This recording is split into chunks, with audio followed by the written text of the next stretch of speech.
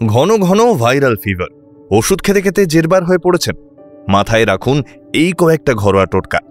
Viral fever মানেই সর্দি, কাশি, খাবারে অরুচি, গাঁটের ব্যথা, মাথার যন্ত্রণা।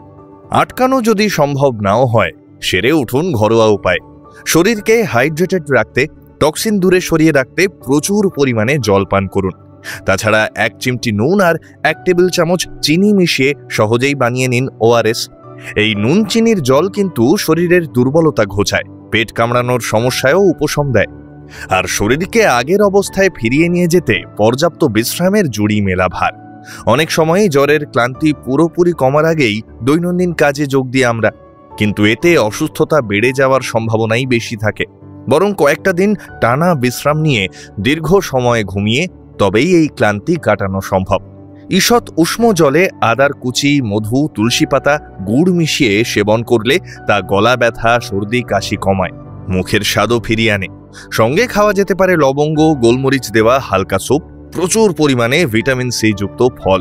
তবে এত সব করেও যদি কোনো কিছুতেই কাজ না দেয়, সেক্ষেত্রে অবশ্যই সত্বর চিকিৎসকের পরামর্শ নিন।